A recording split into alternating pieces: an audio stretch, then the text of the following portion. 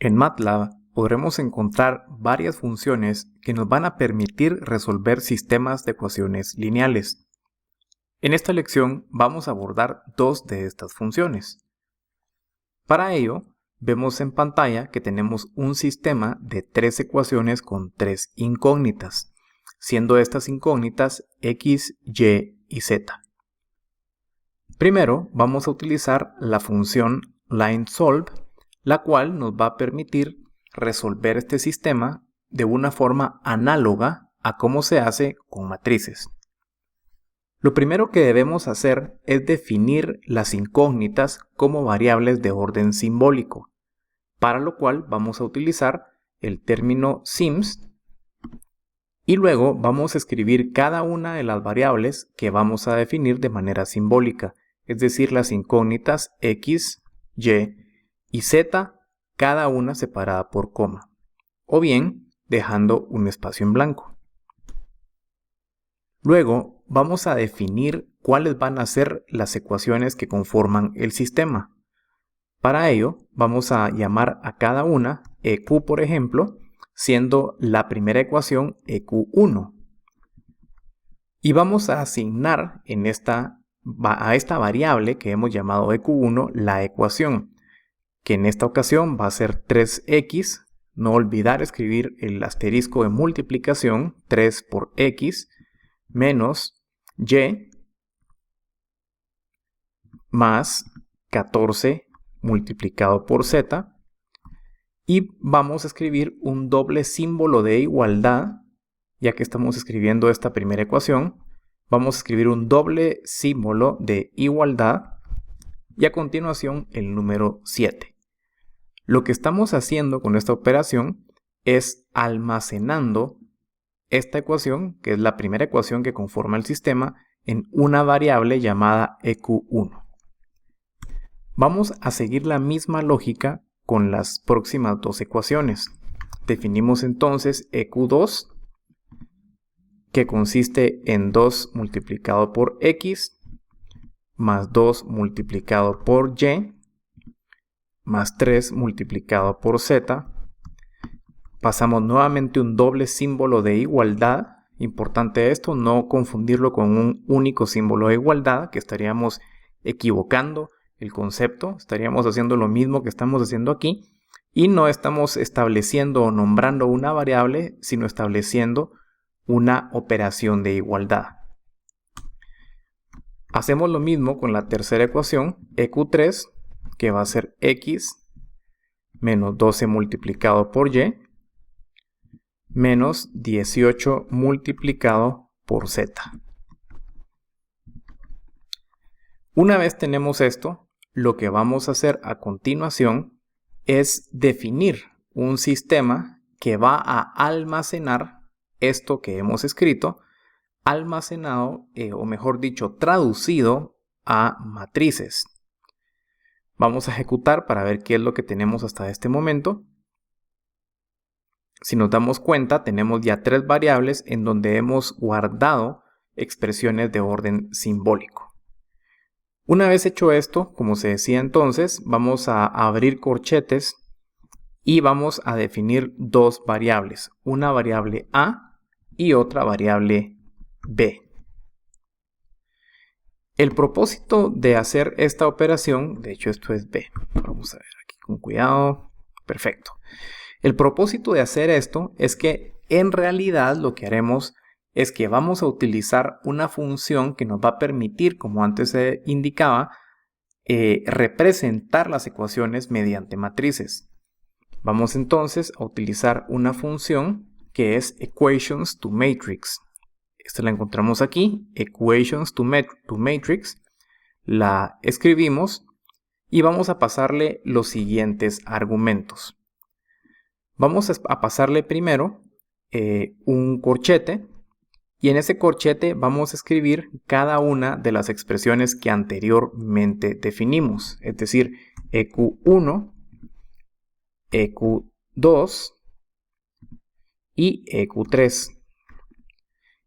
Y luego vamos a agregar una coma, ya que esto que hemos escrito es un primer argumento, es un vector prácticamente, pero es un único argumento.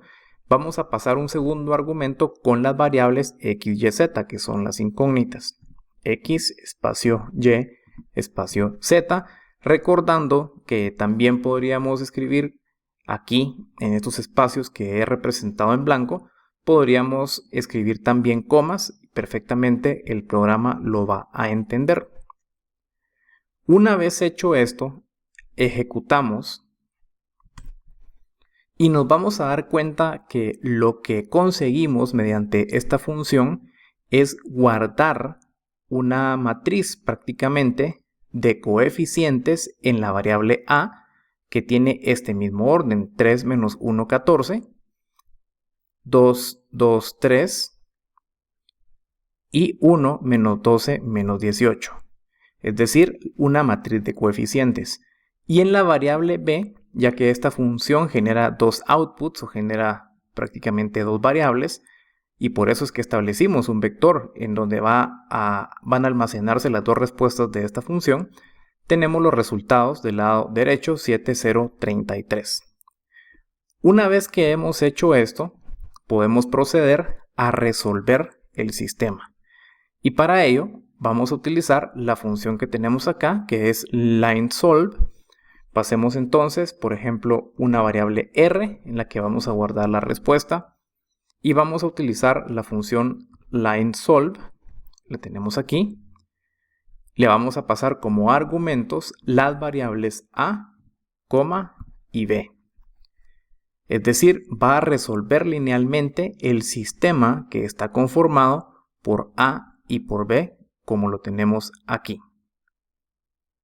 Vamos entonces ahora a ejecutar de nuevo y nos vamos a dar cuenta que obtenemos en R las respuestas que van a conformar el sistema de ecuaciones que hemos establecido. Es decir, el valor de x es 33.13, en 33 dentro de 13, y es esta que tenemos aquí, negativo 900 dividido entre 403, y tenemos también el resultado de z, que es negativo 82 dentro de 403. Esta es una de las maneras en las que podemos resolver el sistema de ecuaciones. También podemos hacerlo utilizando una segunda función. Para esta función vamos a prácticamente hacer algo muy similar, o parte del trabajo ya lo hemos realizado aquí. Partimos de definir las variables incógnitas como variables tipo simbólico, definir las ecuaciones a través de variables como lo hicimos con EQ1, EQ2 y EQ3, pero ahora vamos a utilizar otra función. Ya no vamos a tener la línea 6 y la línea 8, sino que vamos a cambiar de función. Vamos a poner R1 para distinguirlo de R que hicimos aquí, y directamente vamos a utilizar la función solve. A la función solve le vamos a pasar como argumentos primero un vector que va a contener las ecuaciones que conforman el sistema y después un vector que contiene las incógnitas, es decir, prácticamente lo que ya hemos hecho aquí. Por lo tanto, lo voy a copiar, lo voy a pegar adentro de los argumentos de solve y vamos a ejecutar. Al momento de ejecutar, nos vamos a dar cuenta que ya hemos obtenido los resultados, pero esta función tiene la característica de que los resultados nos los va a mostrar como una variable de tipo struct o una estructura de datos. Por lo tanto, si queremos obtener cada una de las respuestas, la debemos invocar. Por ejemplo, vamos a llamar solución x, sol x, a la variable en donde vamos a almacenar el resultado de x, y lo que vamos a hacer es que vamos a pasarle como un llamado de la estructura de datos. Cualquier duda de esto se puede resolver en la sección específica de estructuras de datos, para lo cual recordemos que escribimos el nombre de la variable, punto, y el valor que queremos extraer de esa estructura, que en este caso es x. En el caso de la solución para y, hacemos lo mismo, sol y, solo que vamos a llamar a r1.y. De hecho, cuando estamos aquí nos damos cuenta que nos aparecen las tres sugerencias. Y por último, la solución para z, vamos a llamarle sol z, y va a ser igual a r1, que es la variable que contiene las respuestas, punto z. Ejecutamos y ya vamos a tener aquí en sol x el mismo valor que tuvimos aquí para r, en sol y el valor que tuvimos para y, y en sol z el mismo número que obtuvimos utilizando la otra función, line_solve.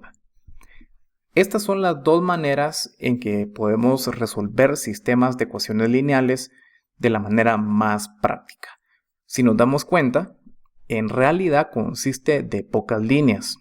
4 líneas de código que son comunes para cualquiera de las dos metodologías que acabamos de ver, y tenemos 2 líneas adicionales para el caso de line_solve y 4 líneas adicionales en el caso de solve. Aunque también vale la pena destacar de que en el caso de solve estamos extrayendo de una vez cada una de las variables. Eso no lo estamos haciendo para el caso de line_solve. Así es que en realidad, si nos damos cuenta, son dos metodologías pues muy parecidas que finalmente podremos utilizar de acuerdo a la que encontremos nosotros más práctica. Así es que esto es todo. Nos vemos en una siguiente lección.